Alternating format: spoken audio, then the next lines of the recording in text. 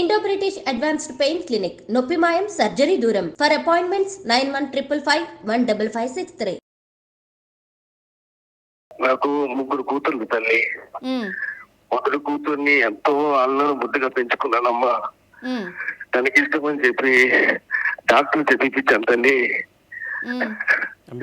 కానీ తను ఎవరినో ప్రేమించిందని మమ్మల్ని వదిలి వెళ్ళిపోయిందమ్మా. ఇప్పుడు అగ్రహారం అంతా మా గురించి మాట్లాడుకుంటున్నారు. ఆలోచిస్తే తెలిసిందమ్మా, మా ఇంటి వెనకాలే ఉంటాడంట. అమ్మా తనకు లేని అలవాటు అంటూ లేదంటమ్మా. నా బిడ్డనట్టు చూసుకుంటాడో, ఎన్ని క్షోభలు పెడతాడో తెలియదమ్మా.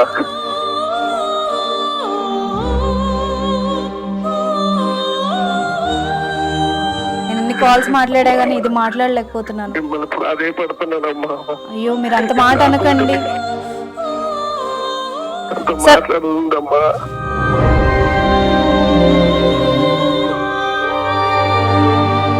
హరితతో మాట్లాడించద్దమ్మా. నా పేరు అనుష అండి. నేను లీగల్ టాక్ అనే ప్రోగ్రామ్ నుండి చేస్తున్నాను. నా పేరు నాకెందుకు చేశారు? మీరు కొంచెం కూల్ అవ్వండి. ఎందుకు అంత సీరియస్ మోడ్ లో ఉన్నారు? నార్మల్ గా కాల్ చేశానండి. పని బాట ఏం లేదా మీడియా వాళ్ళకి? పావని నేను చెప్పేది విను. మీ మదర్ కి బాలేదు, మంచాన పడ్డారా ఆవిడ. ఇస్తున్నారా? నన్ను ఎమోషనల్ బ్లాక్ మెయిల్ చేస్తున్నారా? అమ్మ పరిస్థితి ఏం బాగాలేదమ్మా. నీ కాళ్ళు పెట్టుకుంటానమ్మా.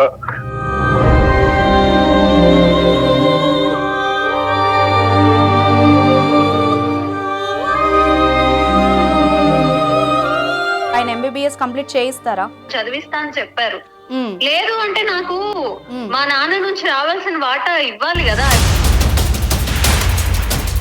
నేను మీ అమ్మ నాన్నని కాదు. నేను మంచిగా మర్యాదగా మాట్లాడుతుంటే బాగా మాట్లాడుతున్నావు.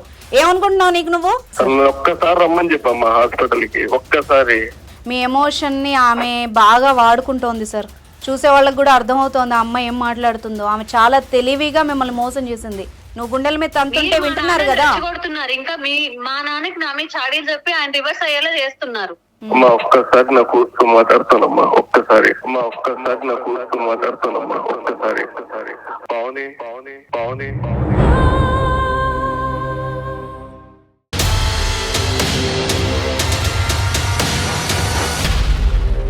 నమస్తే, welcome to legal talk with Anusha. So ఈరోజు మనతో పాటు ఉన్నారు అడ్వకేట్ శివకుమార్చారి గారు. వారితో మాట్లాడదాం. నమస్తే సార్. నమస్కారం.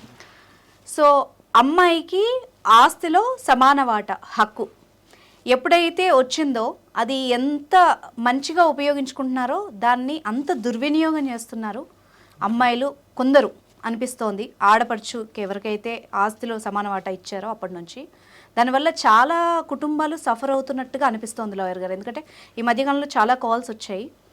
మరి దారుణంగా ఎలా అంటే తల్లిదండ్రుల్ని వేధించే వరకు వెళ్తున్నారు కొందరు.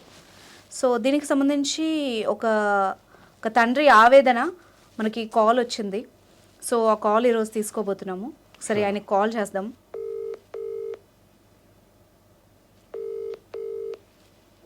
రింగ్ అవుతోంది సార్. హలో హలో సుబ్రహ్మణ్యం గారా అండి? అవునమ్మా. నమస్తే. నమస్తే అండి. నా పేరు అనుష అండి. లీగల్ టాక్ ఐడ్రీమ్ నుండి కాల్ చేస్తున్నాను. చెప్పండి చెప్పండి చెప్పండి అమ్మా. చెప్పండి సార్. అంటే మీరు లాస్ట్ 2 days క్రితం మాట్లాడారు నాతో. మన దగ్గర ఇప్పుడు అడ్వకేట్ గారు కూడా ఉన్నారండి. మీ ఇష్యూ ఏంటో క్లియర్గా చెప్పండి. అసలు లీగల్గా ఏం చేయొచ్చు అన్నది మనం మాట్లాడదాం సార్. అలాగేనమ్మా. హలో చెప్పండి. అమ్మా నా పేరు సుబ్రహ్మణ్య శాస్త్రమ్మా. మేము ఇక్కడే విజయవాడలో అగ్రహారంలో ఉంటాం. నేను పౌరోహిత్యం చేస్తుంటాను. ఏం చేస్తారు సార్? పౌరోహిత్యం అమ్మా, పూజారినమ్మా గుళ్ళో. ఓకే ఓకే చెప్పండి. అమ్మా నాకు ముగ్గురు కూతుర్లు తల్లి. మొదటి కూతుర్ని ఎంతో అల్లం బుద్ధిగా పెంచుకున్నానమ్మా. తనకి ఇష్టమని చెప్పి డాక్టర్ చదివించాను తల్లి. కానీ తను ఎవరినో ప్రేమించిందని మమ్మల్ని వదిలి వెళ్ళిపోయిందమ్మా. ఇప్పుడు మాకు ఎవరిని కలిసి మాట్లాడాలో అర్థం కావట్లేదు. మాక ఎవరు లేరమ్మా. ఇప్పుడు అగ్రహారం అంతా మా గురించి మాట్లాడుకుంటున్నారు. పరువు పోయింది, అప్పులు పాలైపోయానమ్మా. అమ్మాయి మేజరా అండి సార్? అమ్మాయి మేజరా? 19 ఏళ్ళమ్మా. 19 ఏళ్ళు నిండాయా సార్? నిండాయమ్మా. మొన్ననే జరిగిందమ్మా తనకి పుట్టినరోజు. ఎంతో వైభవంగా చేశాం తల్లి. అంటే ముందేమన్నా చెప్పిందా సార్? అంటే ఇంట్లో ముందుగా చెప్పిందా? అమ్మా తను ఏది చెప్పేది కాదమ్మా. చదువు చదువు చదువు చదువు అని ఉండేది తల్లి. చదువు తప్ప ఇంకేమీ తెలియదమ్మా. అతను ఎవరు ఏంటో తెలియట్లేదమ్మా. మేము తన గురించి ఆరాధిస్తే తెలిసిందమ్మా. మా ఇంటి వెనకాలే ఉంటాడంట. అయ్యో, తనకి ఏ మందు పెట్టాడో తెలియదమ్మా. తీసుకెళ్లిపోయాడు తల్లి. వాళ్ళ అమ్మేమో మంచాన పడిపోయింది. నాకు కాళ్ళు చేతులు ఆడట్లేదు. ఉన్న 2 కూతుర్లు బిగ్గుమంటూ నాయనా. 3 కూతుర్లా సార్ మీకు? 3 కూతుర్లమ్మా. ఈ అమ్మాయి పెద్దమ్మాయా? మధ్యలో పెద్ద అమ్మాయి తల్లి. ఎంతో వాళ్ళ ముద్దుగా పెంచుకున్నానమ్మా. ఇప్పుడు మాకు ఎవరికి చెప్పాలి? పోలీస్ కంప్లైంట్ ఇవ్వాలా, పెద్దవాళ్ళని కలవాలా, ఎవరిని అర్థం కావట్లేదమ్మా. అగ్రహారం అందరూ కూడా మమ్మల్ని చూసి అవుతున్నారు తల్లి. మీరే దిక్కమ్మా. నాకేం చెప్పాలో అర్థం కావట్లేదు, కానీ మీ బాధ అర్థమవుతోంది. తండ్రిగా మీ వేదన అర్థమవుతోంది. అంటే అబ్బాయి ఇప్పుడు మీకు ప్రాబ్లం ఏంటి? ఆ అమ్మాయి లవ్ మ్యారేజ్ తో ప్రాబ్లమా, అబ్బాయితో ప్రాబ్లమా ఏంటి? అమ్మా తను మా కులం కాదు, గోత్రం కాదు. అలా వెళ్ళిపోతే ఎలాగమ్మా? ఇప్పుడు మాకంటూ కొన్ని కట్టుబాట్లు ఉంటాయి కదా తల్లి. ఆ కట్టుబాట్లకు అనుసరించి కదా వెళ్ళాలి. కానీ చాలా జనరేషన్ మారింది కదా సార్, చాలా మంది చేసుకుంటున్నారు కదా, ఒకప్పటిలా లేదు కదా. అయ్యుండొచ్చమ్మా, కానీ చిన్నప్పటి నుంచి పెంచి పోషించిన తల్లిదండ్రులను వదిలేసి అలా వెళ్ళడం కరెక్టా తల్లి? అబ్బాయి ఏం చేస్తాడండి? అని ఏదో బ్యాంక్ లో పని చేస్తాడని తెలిసింది తల్లి. బ్యాంక్ లో పని చేస్తారా? బ్యాంక్ లో అని చెప్పారమ్మా. నేను ఫోన్లే మంచి సంబంధంగా అనుకుంటే అది బ్యాంకు కూడా కాదంటమ్మా. అది బ్యాంక్ సంబంధించిన జాబ్ అంటమ్మా. నేను లోన్ రికవరీ పర్సన్ అంటమ్మా. అతను లోన్ రికవరీలు చేస్తుంటాడంట, కానీ బ్యాంకు సంబంధం లేదంటమ్మా. అది నాకు ఏం చెప్పాలి అర్థం కావట్లేదు తల్లి. ఇప్పుడు తనతో సంబంధాలు లేవు. ఇప్పుడు ఏంటంటే ఇప్పుడు మాకున్న ఆస్తిని కూడా తీసుకోవాలని చూస్తున్నాడు తండ్రి, ఆ దుర్మార్గుడు తల్లి. అబ్బాయి క్యారెక్టర్ తేడానా సార్? అమ్మా తనకు లేని అలవాటు అంటూ లేదంటమ్మా. తను సంతోషంగా ఉంటే మాకు ఇంకేం కావాలి చెప్పు. తనకు అన్ని అలవాట్లు ఉన్నాయి. మోసం చేశాడమ్మా నా కూతుర్ని. ఇప్పుడు మాకు ఏం చేయాలో అర్థం కావట్లేదమ్మా. అమ్మాయితో మాట్లాడి చూసారా మీరేమైనా? అమ్మా ఎన్నో ప్రయత్నాలు చేశాం తల్లి. మా బంధువుల ద్వారా కూడా మాట్లాడిచ్చామమ్మా. అసలు మా మాట అసలు వినట్లేదు. వాడు ఆ దౌర్భాగ్యుడు ఏం మందు పెట్టి తెచ్చాడు మా తల్లికి. ఇప్పుడు మాకు ఏం చేయాలో తోచట్లేదమ్మా. వాళ్ళ అమ్మ మంచాన పడిపోయింది. మరి మా అంత అప్పుల పాలెం అయిపోయామ్మా. దానికి వడ్డీలు కట్టలేక 30 లక్షలు 40 లక్షలు వడ్డీల మీద వడ్డీలు పడుతున్నాయమ్మా. ఇంటికి వస్తున్నారమ్మా, గొడవలు పడుతున్నారు. వాడి గురించి మేము చేసిన ఎంక్వైరీలో తెలిసిందమ్మా, వాడు చాలా కఠినాత్ముడు తల్లి. వాడికి లేని అలవాటు అంటూ లేదమ్మా. నా బిడ్డనట్టు చూసుకుంటాడు, ఎన్ని క్షోభలు పెడతాడో తెలియదమ్మా. మా వీధిలోని ఎంతో మందిని రోడ్డుకి ఇచ్చాడు తల్లి, లోన్లు కట్టలేదని. నేను చూస్తూనే ఉన్నానమ్మా వాడి చిన్నప్పటి నుంచి. వాడు దుర్మార్గుడమ్మా. వాడు నా కూతుర్ని సుఖ పెట్టలేదమ్మా. నా కూతురు అక్కడ సంతోషంగా ఉండదమ్మా. నా కూతుర్ని కాపాడండి అమ్మా మీరేనా. వాడు మంచివాడు కాదమ్మా. ఆయన బాధ అసలు నాకైతే షివరింగ్ వస్తుంది లాయర్ గారు. నేను ఎన్ని కాల్స్ మాట్లాడా గానీ ఇది మాట్లాడలేకపోతున్నాను. అదే పడుతున్నానమ్మా. అయ్యో మీరు అంత మాట అనకండి. కాపాడండి తల్లి. పోలీస్ కంప్లైంట్ ఇస్తే కూడా నాయన నాకు నా పరువు పోతుంది. నా బిడ్డ మీద నేను ఎలా ఇస్తానమ్మా కంప్లైంట్? ఇక్కడ లాయర్ గారు ఎలాగా అమ్మాయి మేజర్ పెళ్లి చేసేసుకుంది వాళ్ళ పేరెంట్స్ కి ఇష్టం లేకుండా. ఆయన బాధేమో ఇలాగా. ఇంకా ఈయనక ఇంకా 2 పిల్లలు ఉన్నారు. ఆయన ఆవేదన ఇంక 2 ఆడపిల్లలు ఉన్నారు. ఆయన సిచ్యువేషన్ ఏమో ఇంత ఘోరంగా ఉంది. ఒక స్థాయి వరకు పెంచి చదివించిన తర్వాత ఒక ఫాదర్ కి విలన్ అగెనిస్ట్ గా అట్లా బిహేవ్ చేసి ఎవరైనా తట్టుకోలేరు. ఆయన ఆవేదన అసలు నాకు ఎదలా ఉంది. ఆమెతో మాట్లాడాలని ఏడుస్తున్నారు సార్.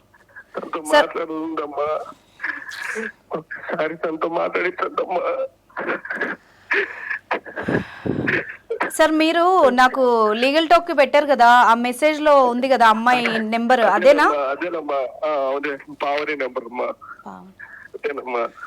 సార్ అమ్మాయి మేజర్ కదా, మనం కాల్ చేసి అడిగితే లీగల్ ఇష్యూస్ వస్తాయా? అట్లే ఒకసారి ట్రై చేయమంటారా? ఆయన అట్లీస్ట్ వాళ్ళ ఫాదర్ బాధ చూసైనా నాకు చేయాలని ఉంది. ఒకసారి నేను ట్రై చేస్తాను సార్, నా వైపు నుండి మాట్లాడి చూస్తాను అమ్మాయికి ఏమైనా చెప్పడానికి.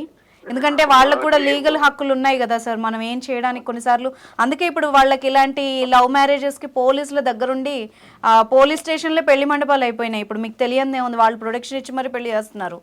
మనం మీడియాగా కూడా మనం ఏం చేయడానికి ఉండదు. కానీ అయినా కూడా నాకు హృదయం ద్రవిస్తోంది అసలు మీరు అట్లా అడుగుతూ ఉంటే.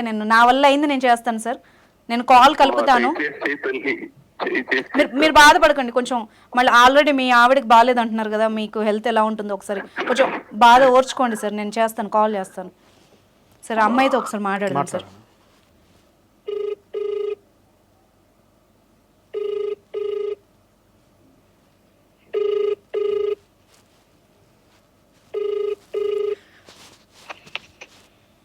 హలో, నమస్తే అండి, పావని గారు ఉన్నారా? మీరెవరు? నా పేరు అనుష అండి, నేను లీగల్ టాక్ అనే ప్రోగ్రామ్ నుండి చేస్తున్నాను. నా ఐ డ్రీమ్ నుంచి. నాకెందుకు చేశారు? మీరు కొంచెం కూల్ అవ్వండి, ఎందుకు అంత సీరియస్ మోడ్లో ఉన్నారు? నార్మల్గా కాల్ చేశానండి మీడియా నుంచి. నేను ఎవరు అనుకోని చేశారు? ఎందుకు చేశారు నాకు? అమ్మ మీరు పావని, మీ పేరు తెలుసు, మీరు రీసెంట్గా మ్యారేజ్ చేసుకున్నారు, ఆ విషయం తెలుసు. మీ ఫాదర్ సుబ్రహ్మణ్యం గారు, సుబ్రహ్మణ్య శాస్త్రి గారు, మీరు విజయవాడ అని తెలిసే చేశాను. ఓకేనా? ఒక్క 2 minutes మాట్లాడండి, అట్లీస్ట్ మీ ఫాదర్ గురించి అన్నా మాట్లాడండి. మీతో ఎందుకు మాట్లాడాలి నేను? మీ ఫాదర్ కోసం మాట్లాడండి. మీకు ఇప్పుడు ఫాదర్ కోసం అయితే మా ఫాదర్ తో మాట్లాడుతున్నాను కదా, మీరు ఎందుకు వస్తున్నారు మధ్యలో? అదే అమ్మా, ఫస్ట్ పావని గారు కొంచెం వినండి. మీ ఏజ్ ఎంత పావని గారు? మీకెందుకండి నా ఏజ్ ఎంత అయితే? అమ్మ బాబోయ్, పాపం సుబ్రహ్మణ్యం గారు. పావని గారు, నేను మీడియా తరఫు నుండి మాట్లాడుతున్నాను. మీరు మాట్లాడండి. మీడియా తరపుతో ఏంది మాట్లాడాలి? మీ ఫాదర్ గురించి మాట్లాడాలి పావని గారు, అర్థం చేసుకోండి. ఫాదర్ గురించి మా నాన్నగారితో నేను మాట్లాడు పని బాట ఏం లేదా మీడియా వాళ్ళకి? ఏమన్నా అంటే దూరిపోతా ఉంటారు. అమ్మ పావని, ఒక్క నిమిషం, హోల్డ్ యువర్ టంగ్. నేను చెప్పేది కూడా విను. నువ్వు మా అంటే 19 years నీకు. సుబ్రహ్మణ్యం గారు ఒక్క నిమిషం లైన్లో ఉండరు. మీకు 19 years 20 years ఉంటాయి. మీరు ఎంత రూడ్గా మాట్లాడుతున్నారంటే, మీకు ఏదైనా ఇష్యూ వస్తే పోలీస్ స్టేషన్కి వెళ్ళి పెళ్లి చేసుకునే ధైర్యం ఉంది, వాళ్ళ ప్రొటెక్షన్ అడుగుతారు. రేపు ఏదైనా అవుతే మీడియాకే వస్తారు. అదే మీడియా ఒకసారి మాట్లాడితే సరేలేండి. మీరు హెల్ప్ తీసుకున్నప్పుడు మాట్లాడదాం. ఇప్పుడైతే ఒక 2 minutes మాట్లాడడానికి ట్రై చేయండి. మీ ఫాదర్ కోసం అన్నా ఒకసారి మాట్లాడండి అమ్మా. మీ అమ్మగారికి బాగాలేదంట, అక్కడ మీ నాన్న పడిపోయారు, బాగాలేదు, ఆయనకి ఒంట్లో బాగాలేదు. అర్థమవుతుందా పావని నేను చెప్పేది? నేను లైవ్ లో ఉండి నేను రిక్వెస్ట్ చేస్తున్నాను. మీ అమ్మగారికి బాగాలేదు పావని. పావని నేను చెప్పేది విను. మీ మదర్ కి బాగాలేదు, మంచాన పడ్డారు ఆవిడ. నేను రిక్వెస్ట్ చేస్తున్నాను, నీకు ఎందుకు అర్థం కావట్లేదు? ఎందుకు పడతారు? మంచిగానే ఉన్నారు మా అమ్మగారు. నిన్నటి వరకు బాగానే ఉన్నారు, ఇప్పుడు మంచిగా నిలబడతారు. సరే, నన్ను ఎమోషనల్ బ్లాక్ మెయిల్ చేస్తున్నారా? అమ్మా తల్లి, నిన్ను బ్లాక్ మెయిల్ చేసే అంత స్థాయి మాకు లేదు తల్లి. ఇదిగో మీ నాన్నగారు కూడా లైన్ లో ఉన్నారు. ఒక్క నిమిషం నువ్వు మాట్లాడు, ఒక 2 minutes మాట్లాడు. అమ్మా తల్లి పావని, ఎందుకు నాన్న ఇప్పుడు మీడియా ఎక్కాల్సినంత అవసరం ఏముంది నాన్న? నిన్నటి వరకు బాగానే మాట్లాడారుగా. వదిలిపోయేది ఎందుకు తల్లి? అమ్మ పరిస్థితి ఏం బాగాలేదమ్మా. మీరు అబద్ధాలు చెప్పకండి నాన్న, బానే ఉన్నారు అమ్మ. అమ్మా తల్లి, నా మాట వినమ్మా. ఒక్కసారి అమ్మను చూసిపోయమ్మా, నీ కాళ్ళు పెట్టుకుంటానమ్మా. ఎందుకమ్మా ఇంత పుతశోభ పెడుతున్నావు? నేను ఎంత అల్లారు బుద్ధిగా పెంచుకున్నానమ్మా. ఈ తర్వాత చెల్లిని కూడా గుర్తులేరా నీకు? నేను ఎంత బాగా చూసుకున్నాం కదమ్మా. బాగానే చూసుకున్నారు నాన్న, బాగానే చూసుకున్నారు. ఇప్పుడు నేను ఏంటి, ఇప్పుడు నేను ఇష్టపడి ఎవరిని చేసుకోకూడదా?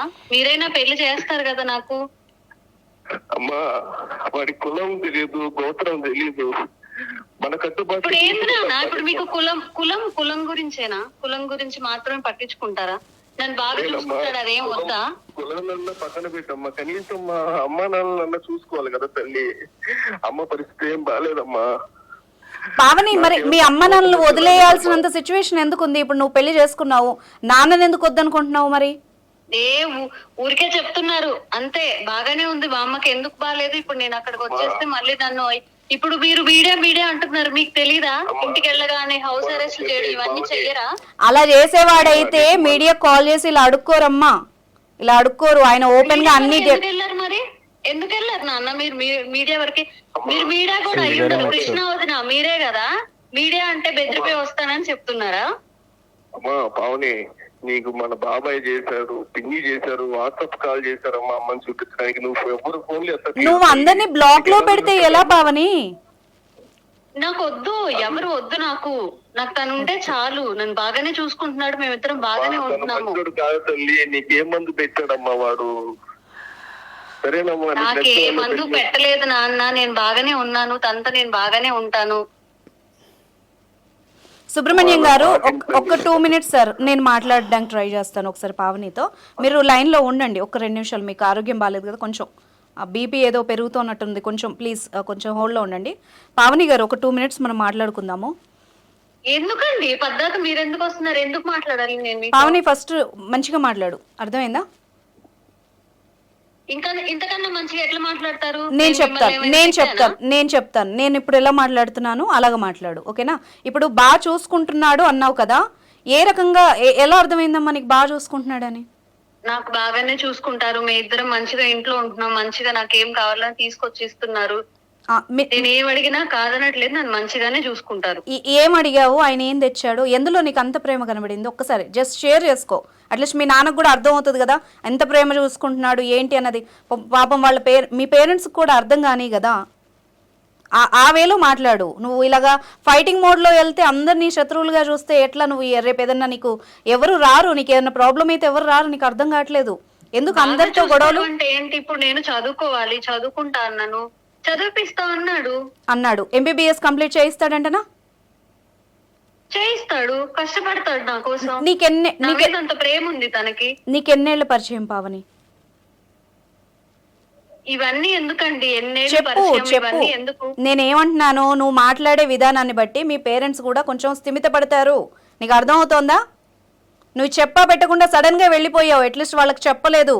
నువ్వేమైపోయావు అన్న టెన్షన్ లో చచ్చిపోతున్నారు అక్కడ. నేనేమీ అవ్వలేదు, నేను మంచిగానే ఉన్నాను, నేను పెళ్లి చేసుకున్నాను, మంచిగానే ఉన్నాను.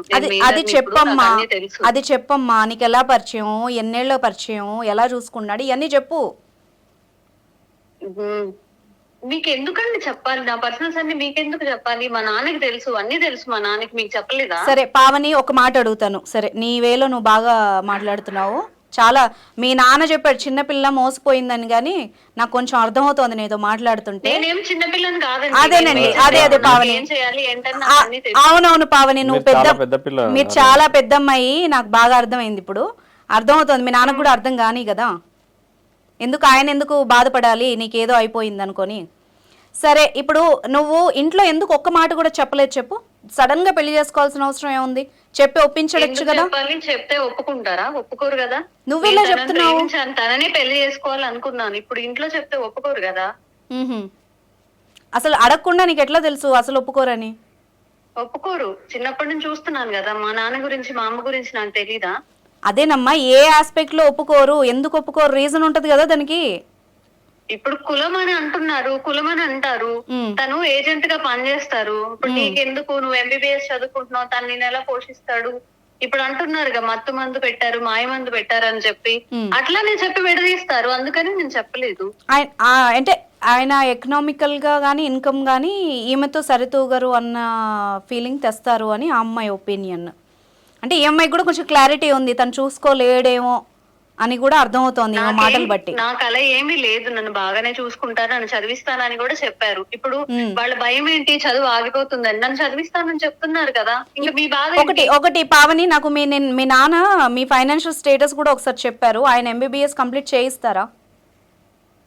చేయిస్తానని మాట ఇచ్చారు నాకు. మాట ఇయ్యడం వేరు, చేయడం వేరు. ఏ రకంగా చేస్తాడు అది క్వశ్చన్. చేస్తారు, అప్పు చేసైనా చేస్తారు. అప్పు చేసి నన్ను చదివిస్తా అని చెప్పారు.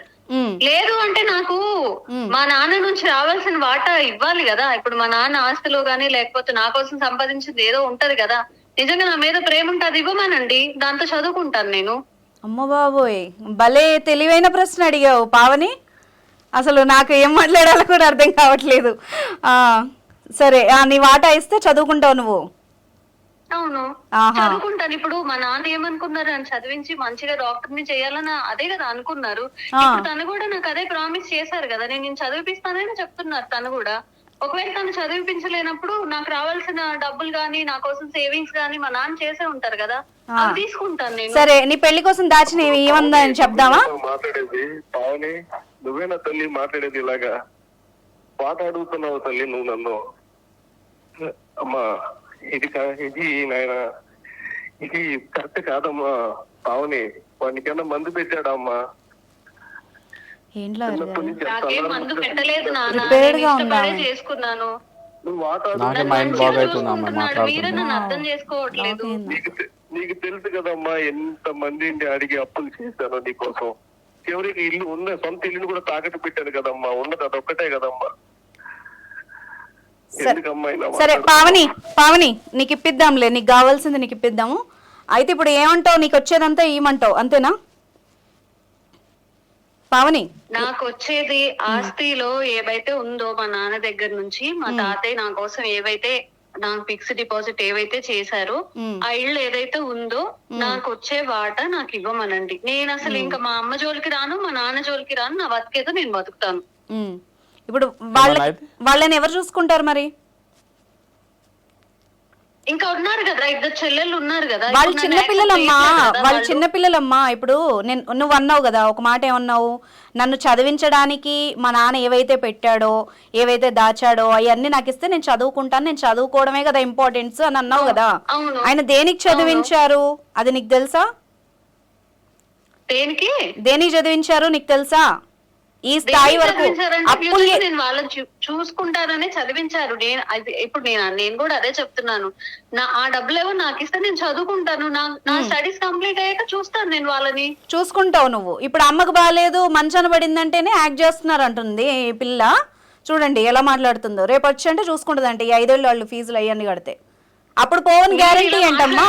నేను మీతో మాట్లాడినని చెప్పి అదే నువ్వు చాలా మీరే చెడగొట్టేలా ఉన్నారు. మేము చెడగొట్టినా ఇచ్చినా మాకు ఏ హక్కు లేదమ్మా. అక్కడ ఇచ్చేదంతా మీ నాన్న. అర్థమైందా? నీతో మాట్లాడేది ఉంది, ఇంకా నువ్వు ఆగు. అర్థమైందా? సుబ్రహ్మణ్యం గారు వింటున్నారా? అమ్మాయి ప్లాన్డ్ గానే ఉంది, ముందు నుంచి మంచిగా ఉంది. వాళ్ళందరితో మీరు మాట్లాడేది ఎందుకు? వాళ్ళందరితో ఇప్పుడు వీళ్ళందరూ మనకి ఏమైనా చేస్తారా?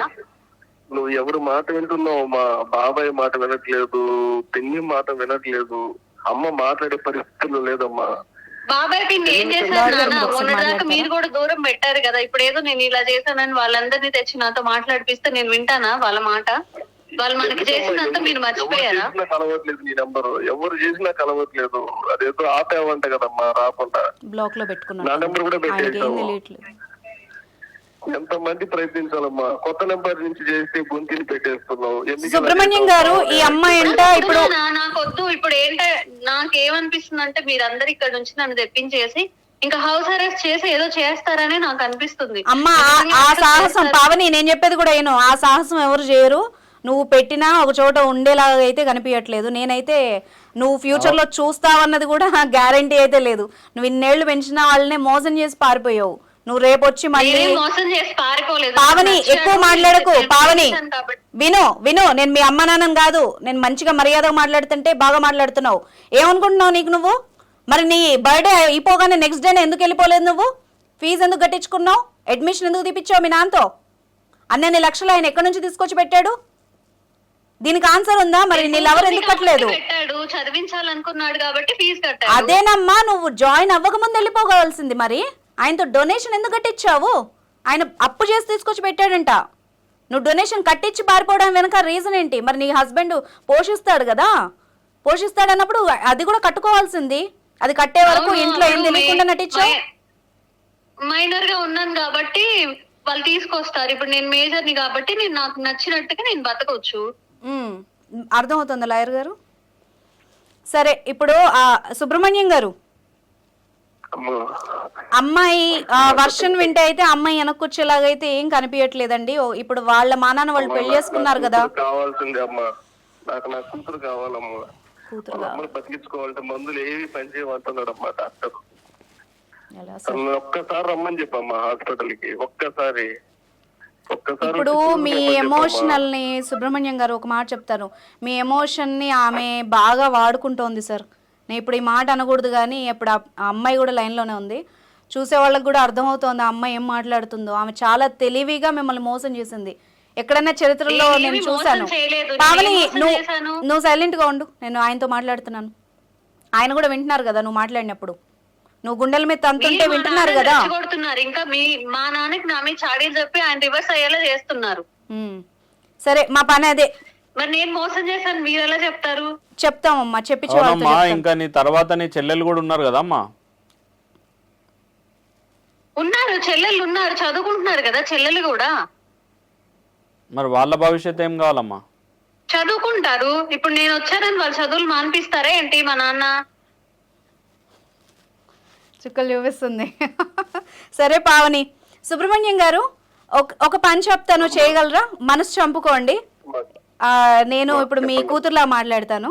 ఇప్పటి వరకు పావనికి మీడియాలా మాట్లాడితే నచ్చలేదు ఇక్కడ. ఎందుకంటే నేను ఒక చిన్న పని చెప్తాను, చేస్తారా సార్?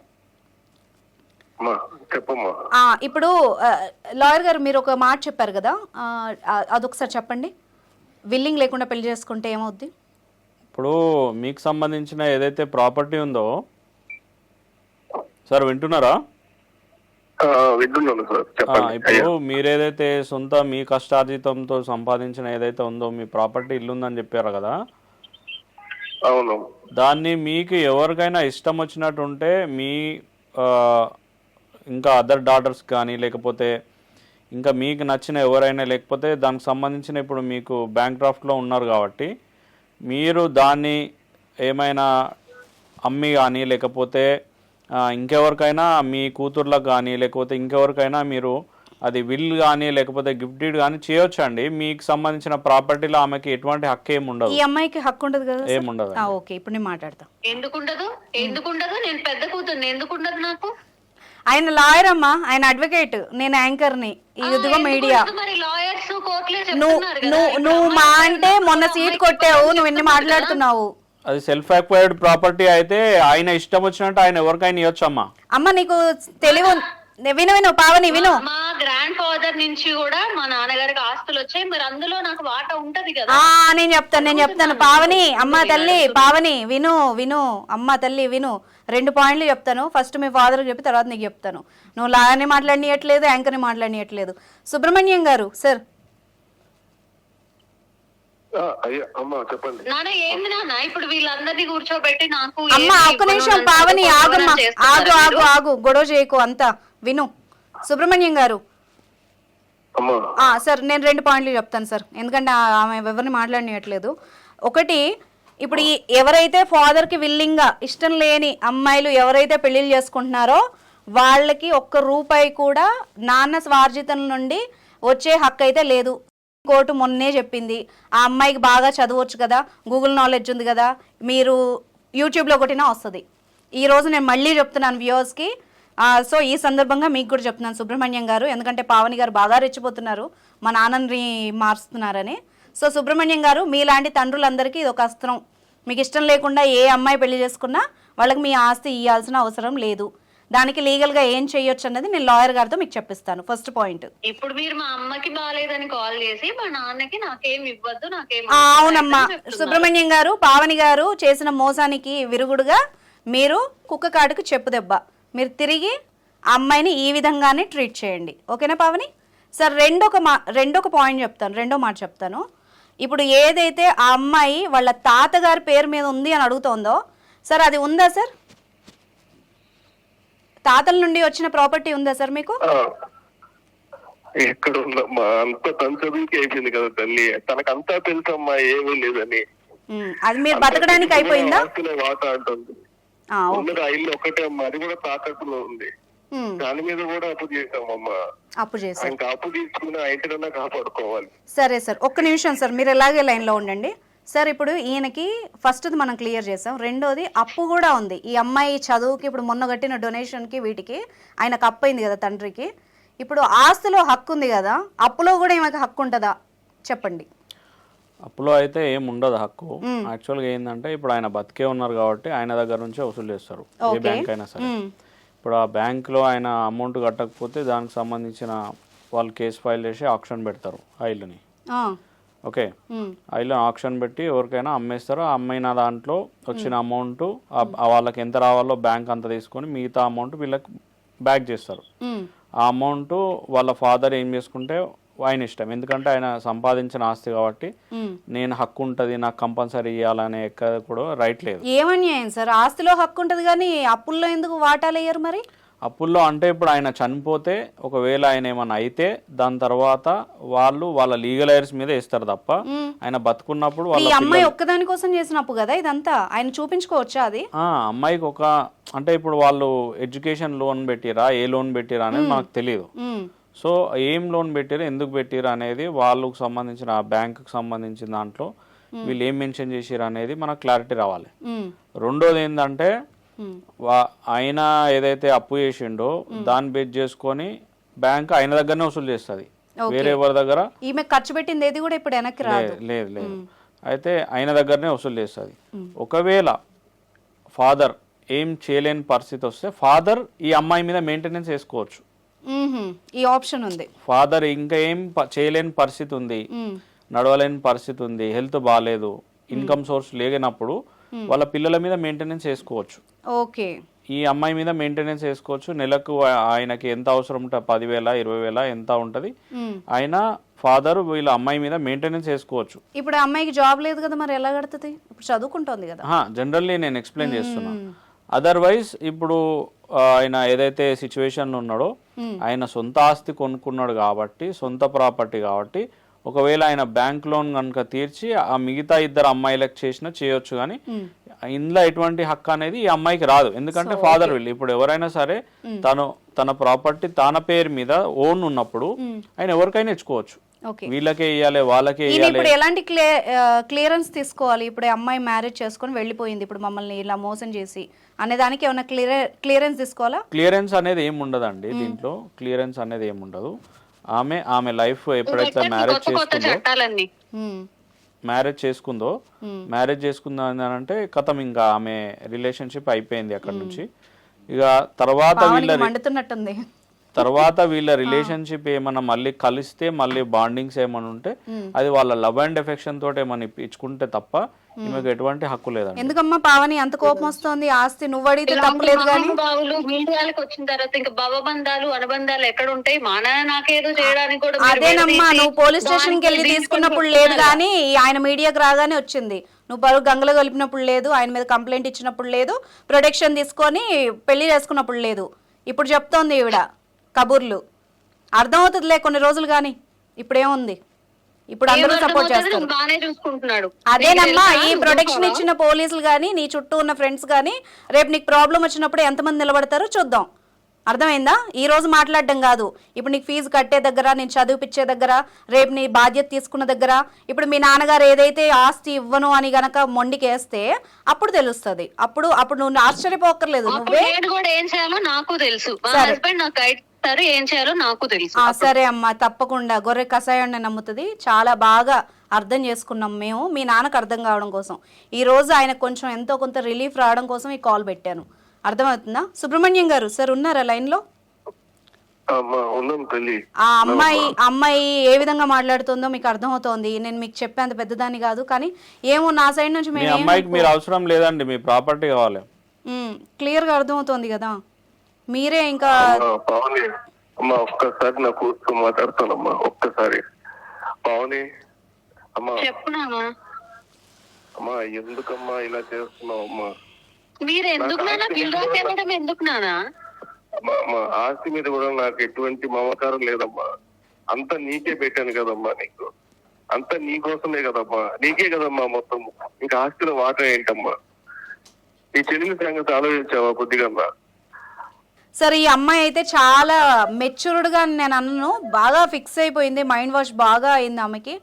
ఆమె ఒకవేళ దెబ్బతిని వచ్చినప్పుడు అప్పుడు ఆలోచిద్దాం, కానీ ఇప్పటికైతే ప్రస్తుతానికి ఆమె కేర్ ఆమె తీసుకోగలదు అని నేను అనుకుంటున్నాను. ఎందుకంటే లాయర్ గారికి నాకు నోట మాట కూడా రావట్లేదు ఈమెతో మాట్లాడాలి అంటే. బట్ ఒక్కటి మాత్రం క్లారిటీ ఉంది సుబ్రహ్మణ్యం గారు, ఆ అమ్మాయి కేవలం డబ్బుల కోసమే మీతో ఇప్పుడు మాట్లాడాలని చూస్తోంది. ఇదైతే నాకు అర్థమైన విషయం. ఇంకా మీరు కూతురు మీద ప్రేమ చంపుకుంటారా ఏంటన్నది నేను చెప్పలేను కూడా. ఇప్పుడు ఈమె గురించి ఆలోచిస్తే మీ మిగిలిన ఇద్దరు పిల్లల భవిష్యత్తు పాడే అవకాశం ఉంది కదా సార్, అంతే కదా. ఇప్పుడు ఉన్న అమ్మాయిల గురించి ఆలోచించండి సార్ మీరు. ఇప్పుడు పోయిన డబ్బులు పోయినాయి, ఇప్పుడు సార్ చెప్పినట్టుగా లీగల్గా ఏమేం చేయగలం అన్నది చూడండి. ఆ ఉన్న ఆస్తి కాపాడుకోండి సార్. ఎందుకు ఇప్పుడు అమ్మాయి ఉన్న వాటాలు అడుగుతోంది, అది అడుగుతోంది, ఇప్పుడు అప్పుల గురించి నాకు సంబంధం లేదంటోంది. ఇంకా ఇద్దరు ఆడపిల్లలు రోడ్డును పడతారు కదా. అమ్మా ఇప్పుడు నా కూతురుని చూసుకోవాలా, నా భార్యని చూసుకోవాలమ్మా. అది ఇంకా తప్పదు సార్. నేను చెప్పేంత దాన్ని కాదు, మీరు మనసు రాయి చేసుకోండి. మిగిలిన ఇద్దరు గురించి ఆలోచించండి. ఈ అమ్మాయి చాలా పెద్దదైపోయింది పావని, ఆమె చూసుకుంటుంది. కాకపోతే పావని ఇంత ప్రౌడ్గా మాట్లాడింది, ఇంత ధైర్యంగా చెప్తోంది కాబట్టి ఖచ్చితంగా మంచి స్థాయికి వెళ్ళాలని నేను కూడా కోరుకుంటున్నాను.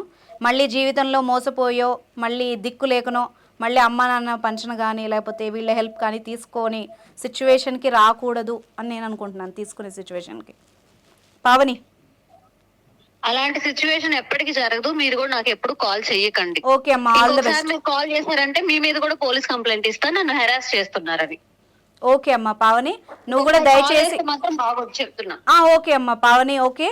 నువ్వు కూడా దయచేసి ఇంకెప్పుడు కూడా మీ అమ్మ నాన్నలకి వాళ్ళని ఇబ్బంది పెట్టడానికి ట్రై చేయకు. ఇప్పుడు ఆయన చెప్పారు కదా, మా అమ్మ నాన్నల నుంచి నేను ఎలాగా ఏం చేయాలని నాకు తెలుసు, మీరు ఇంటర్ఫియర్ అవ్వద్దు. సరే అమ్మా, తప్పకుండా. నేను ఇంకా మీద మా నాన్నకి ఇంకా 3 సెంట్లు ఉంది, అదంతా మీకు చెప్పట్లేదు, అది ఇవ్వాల్సి వస్తుంది అని చెప్పి అదే మీకు అర్థం కాదు. తప్పకుండా కాల్ చేయొద్దు ఇంకొకసారి. ఇంకెప్పుడు మీరు నాకు కాల్ చేయకండి. నాకు తెలుసు నా లైఫ్ ఏంటో నాకు తెలుసు, నా పేరెంట్స్ నుంచి ఎలా తీసుకోవాలో కూడా నాకు తెలుసు. సుబ్రహ్మణ్యం గారితో మాట్లాడదాం సార్ మనం. సుబ్రహ్మణ్యం గారు వింటున్నారా? ఇప్పుడు అమ్మాయి మాటల్లో బయటకు వస్తుంది కదా, ఇంకేవో 3 సెంట్లు ఉన్నాయి, అవి ఉన్నాయి అని చెప్పి. మీరు తప్పకుండా మీ దగ్గరలో, ఇప్పుడు మీరు విజయవాడ అంటున్నారు కాబట్టి మీ దగ్గరలో ఎవరైనా లాయర్ని కన్సల్ట్ అయినా మా ద్వారా హెల్ప్ తీసుకున్నా పర్వాలేదు. ఉన్న ఎంతో కొంత ఆ మిగిలిన ఆస్తినన్నా ఇద్దరు పిల్లలకి కాపాడండి. అట్లీస్ట్ వాళ్ళకి మీరు వృత్తి పౌరోహిత్యం అన్నారు, మళ్ళీ మీకు నాకైతే పెద్దగా తెలియదు, మళ్ళీ మీకు పెన్షన్లు అవి వస్తాయా లేదా కూడా నాకు తెలియదు. సో మీరు, మీ ఆవిడ, మీ ఇద్దరు పిల్లలు, 4 బతకాలి కాబట్టి కొంచెం ఆలోచించి అడిగేయండి. ఈ అమ్మాయిని మాత్రం ఇంకా మీరు మర్చిపోవడమే ఉత్తమం అని నేను చెప్తాను. అంతేనా సార్? నాకు ఇస్తాను ఉన్నది మా నాన్న నాకు ఇస్తారు. మా నాన్న చెప్పారు 3 సెంట్లు ఉన్నాయమ్మా, చెల్లెలకి 2 సెంట్లు, నీకు 1 సెంట్ అని చెప్పారు.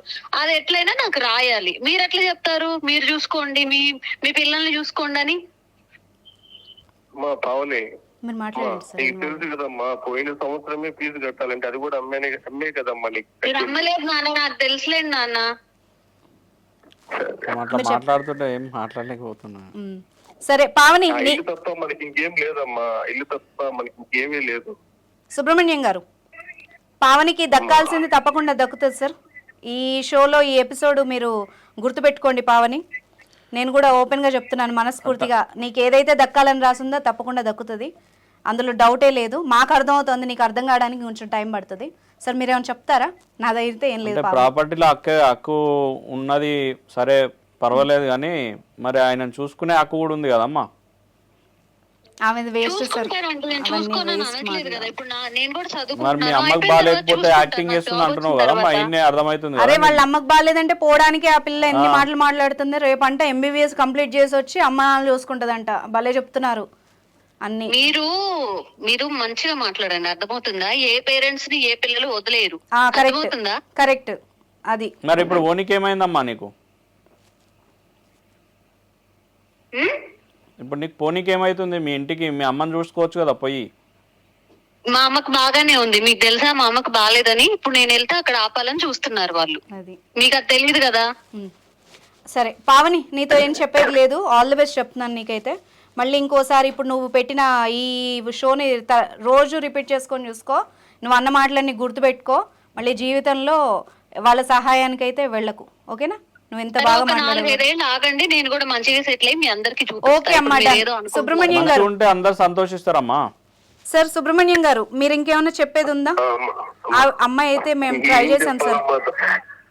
నా కూతురేనా మాట్లాడేది అనిపిస్తుందమ్మా నాకు. అదే సార్ నేను చెప్పేది కూడా. కాల్ చేయకండి నాన్న, మీరు ఏడవద్దు, మీరు కాల్ చేయొద్దు. ఇట్లా మీరు మీడియా అని చెప్పి నాకు తెలిసి వీళ్ళు వదిన వాళ్ళే ఎవరో అయ్యి ఉంటారు. మన వాళ్ళందరినీ కూర్చోబెట్టి నన్ను భయపెట్టాలని చూస్తున్నారు.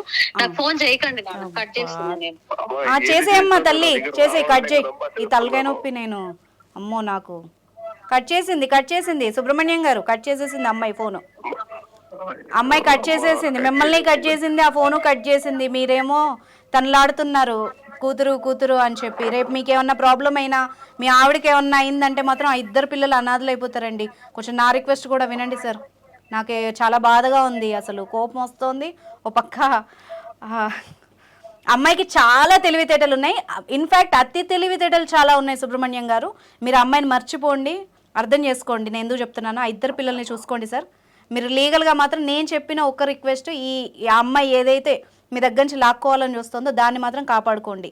ఇది ఒక్కటి నా సైడ్ నుంచి రిక్వెస్ట్. ఓకేనా సార్? ఫర్దర్గా ఏమన్నా కావాలి అంటే నాకు ఒకసారి కాల్ చేయండి. షోలో కాకపోయినా మేము ఆఫ్ ద రికార్డ్ కాల్ చేసి మీకు హెల్ప్ చేస్తాం. ఓకే సార్, ఇంకా మీరు అందులోంచి బయటికి రండి సార్, ఆ ట్రాన్స్లోంచి బయటికి రండి. నేను ఇంకేం చెప్పలేకపోతున్నాను. మీ ఆవిడ్ని పిల్లల్ని చూసుకోండి సార్. కూతురు అనే రిలేషన్షిప్ నుంచి మీరు బయటికి రండి. రావాలి. ఆ ఇద్దరు కూడా మీ కూతురులే కదా సార్, మిమ్మల్ని నమ్ముకునే వచ్చారు కదా. ఈమె ఏదో ఇది చేసేస్తుంది, ఇంకా నాకు రావట్లేదు సార్. ఉంటాను సార్. అమ్మ బాబోయ్, ఎంత దారుణమైన ఎపిసోడ్ ఇది నా లైఫ్లో. నేను అసలు ఎక్స్పెక్ట్ కూడా చేయలేదు. ఆయన చెబితే ఏంటో అనుకున్నాను, కానీ ఏం అసలు ఎట్లాంటి ఎన్ని జన్మల పాపమో ఈ కూతురు. Generation problem.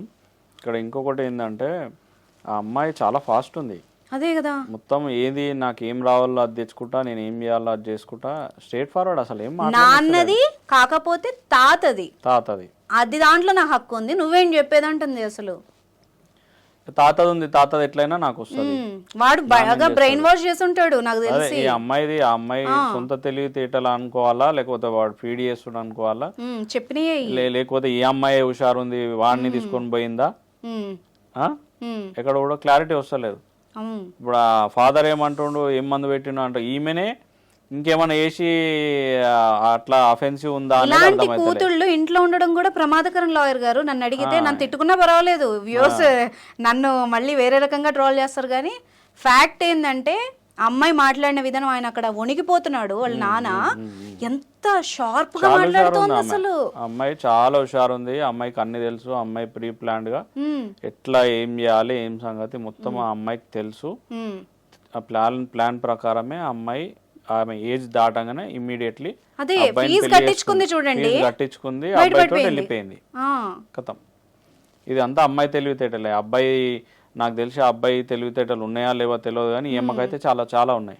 కానీ ఈ అమ్మాయి బాగా ఎక్కడ తగిలిన చోట దేవుడి దయ వల్ల అమ్మాయి మంచిగానే ఉండాలని మనం కోరుకుందాం.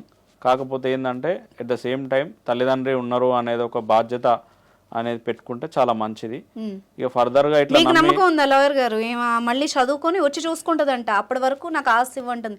ఎలా నమ్ముతాము దాన్ని? మనం ఎట్లా కూడా డిస్క్రైబ్ చేయలేము, ఎందుకంటే వాళ్ళ ఫ్యూచర్ ఎట్లా ఉంటుంది వాళ్ళకే తెలియదు. తొందరపాటు నిర్ణయాలు తీసుకొని తర్వాత కొద్ది రోజులు అయిన తర్వాత అమ్మ నాన్న అని గుర్తొచ్చిన తర్వాత సగం జీవితం మొత్తం అయిపోయిన తర్వాత చేతులు అదే ఏమంటారు, చేతులు కాలినాక ఆకులు పట్టుకుంటాయి అనే కాన్సెప్ట్కి వస్తుంది సినిమా. సో ఎనీవే మనం ఎందుకు అనాలి, అమ్మాయి మంచి బతుకుతే సందేశాలు. కానీ నాకు పర్సనల్ గా చాలా తల్లిదండ్రిని మంచి చూసుకుంటే అంత చాలా, అంతే. నాకు నమ్మకం లేదు లాయర్ గారు. కానీ నేను ఫస్ట్ టైం ఎంతో మందిని, అంటే ప్రియుడిని భర్తని మోసం చేసిన అమ్మాయిలను చూసానేమో, కానీ ఫర్ ద ఫస్ట్ టైం అమ్మ నాన్నల్ని మోసం చేసిన అమ్మాయి ది గ్రేట్ పావని. నేనైతే చెప్తాను ఈ షోలో, అమ్మాయి నన్ను తిట్టినా పర్వాలేదు, ఏమన్నా పర్వాలేదు, నాకు అనిపించింది. ఎందుకంటే వాళ్ళ నాన్నతో ఇంతకుముందు కూడా నేను మాట్లాడాను. కానీ ఇప్పుడు మన షో ద్వారా, అట్లీస్ట్ ఈ ఎపిసోడ్ ద్వారా ఎవరైతే ఇలాగా క్షోభ అనుభవిస్తున్నారో పేరెంట్స్, వాళ్ళకి నేను ఊరట, పెద్ద సొల్యూషన్ అని చెప్పను, కానీ చిన్న ఊరట. నిజంగా గనక ఎవరైనా ఆస్తి కోసమే వాళ్ళ పిల్లల్ని ట్రాప్ చేస్తే గనక మీకు ఈ సెక్షన్ తప్పకుండా ఉపయోగపడుతుంది పేరెంట్స్కి. ఎవరైతే పావనిలాగా పేరెంట్స్ని చీట్ చేయాలి, వాళ్ళ ఆస్తిని లాక్కోవాలి అనుకుంటారో వాళ్ళకి ఇప్పుడు మీరు చెప్పిన సెక్షన్ బాగా ఉపయోగపడుతుంది లాయర్ గారు. సెక్షన్ అని కాదండి, ఇప్పుడు ఎవరైతే సెల్ఫ్ అక్వైర్డ్ ప్రాపర్టీ ఉంటుందో వాళ్ళు ఎవరికైనా ఇచ్చుకోవచ్చు. అవును. ఏదైతే తాతల తండ్రుల ఆస్తులు ఉంటాయో వాళ్ళ తాత ఆస్తి అట్లా ఉంటుందో ఆమెకు తప్పకుండా షేర్ వస్తుంది, ఆమె షేర్ ఆమెకు వస్తుంది. ఈయన సెల్ఫ్ తండ్రి సొంతంగా కష్టార్జితంతో సంపాదించింది మాత్రం రాదు. ఆయన ఎవరికి కావాలంటే వాళ్ళకి ఇచ్చుకోవచ్చు.